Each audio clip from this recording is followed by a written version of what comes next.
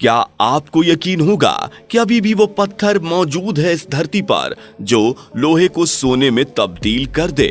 क्या आप उसे पाना नहीं चाहेंगे? जी हाँ, ये है पारस पत्थर। और क्या है पारस पत्थर की पूरी कहानी? क्या है इस कहानी के पीछे की सच्चाई? चलिए आपको आज बताते हैं।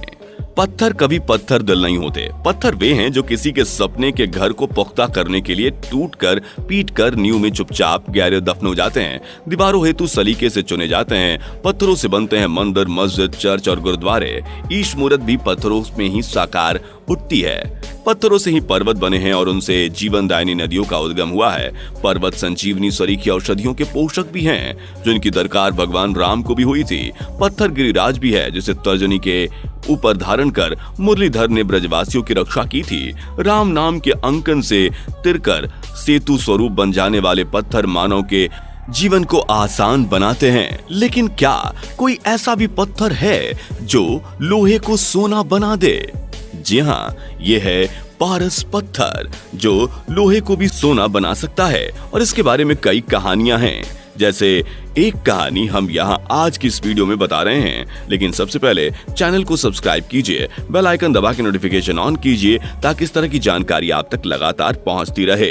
रायसेन जिला भारतीय राज्य मध्य प्रदेश का एक जिला है। रायसेन मालवा क्षेत्र का मध्यकालीन नगर मध्य प्रदेश राज्य के विंध्य पर्वत श्रृंखला की तलहटी में अवस्थित है। मध्यकाल में रायसेन सिलाहारी सरदारों का मजबूत गढ़ था। बाबर के समय यहाँ का शासक शिलादित्य था, जो ग्वालियर के विक्रमादित्य, चित्तौड़ के राणा संगा और चंदेरी के मेदिनी राय तथा अन्य राजपूत नरेशों के साथ खानवा के युद्ध में बाबर के विरुद्ध लड़ा था। आप लोगों ने दुनिया में तमाम ऐसी चीजों के बारे में सुना होगा जो किसी चमत्कार से कम नहीं है। ऐसे ही आज हम आपको एक ऐसे पत्थर के बारे में बताने जा रहे हैं जो लोहे को भी सोना बना देता है। हालांकि अब तक इस पत्थर को खोजने में हर कोई नाकाम रहा। लोगों का मानना है कि पत्थर एक किले में आज भी मौजूद है, इसलिए तमाम लोग हर साल इस किले की खुदाई के लिए आते हैं। माना जाता है कि पारस पत्थर से जिस भी चीज को छुआ जाता है वो सोना बना देता है। इस बारे में कहा जाता है कि यह पत्थर भोपाल से करीब 50 किलोमीटर दूर रायसेन के किले में आज भी मौजूद है। ये पत्थर इस किले के राजा के पास था। इस पत्थर के कारण कई बड़े बड़े युद्ध हुए। एक बार इस किले के राजा से युद्ध हुआ, उन्हें लगा कि वह युद्ध हारने वाले हैं। तब उन्होंने पारस पत्थर को किले में मौजूद तालाब में फेंक दिया। कई लोग ये भी कहते हैं कि पारस पत्थर यमुना नदी में है और ये यमुना नदी में प्रवाहित हो गया। उसके बाद से आज तक ये पारस पत्थर नहीं मिला है। कुछ लोगों का मानना है कि टिटेरी पक्षी के अंडे बहुत कठोर होते हैं। बाकी पक्षियों की तरह उससे बच्चे बाहर नहीं निकलते।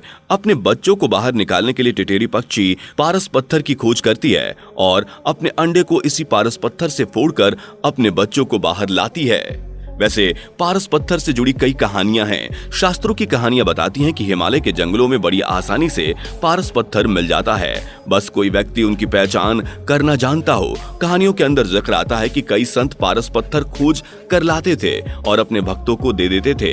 ये पारस पत्थर हिमालय के आसपास भी पाया जाता है। हिमालय के साधु संत ही जानते हैं कि पारस पत्थर को कैसे ढूंढा जाए। ऐसा भी कहा जाता है कि प्राचीन भारतीय रसायनाचार्य नागार्जुन ने पारे को सोने में बदलने की तरकीब विकसित की थी। इन्होंने ही पारस पत्थर बनाया था। हालांकि झारखंड के गिरिडीह इलाके में पारसनाथ जंगल में भी आज लोग पारस मणि की खोज करते रहते हैं।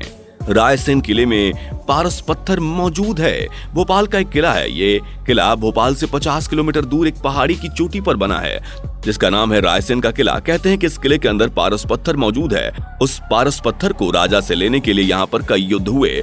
ऐसा ही एक युद्ध राजा रायसेन ने लड़ा और वो युद्ध हार गए। तब वो पत्थर किसी और के हाथ चला न जाए, इसलिए उन्होंने इसे तालाब में फेंक दिया। दोस्तों, पारस पत्थर को लेकर कई तरह की कहानियां मौजूद हैं, लेकिन आज साइंस की दुनिया में पारस पत्थर को अब तक खोजा नहीं गया है। न केवल हिंदू सभ्यताओं में बल्कि अन्य सभ्यताओं में भी ऐसे पत्थर का जिक्र मिलता है जो बहुत ही चमत्कारी था और जिसके छूने से ही लोहा सोना बन जाता था। आपको क्या लगता है कि आज भी क्या पारस पत्थर मौजूद है? आप अपनी राय कमेंट बॉक्स में लिख सकते हैं और हमें बता सकते हैं। अगर पारस पत्थर के बारे में आपके पास कोई जानकारी हो तो वो भी कमेंट बॉक्स में जरूर लिखें।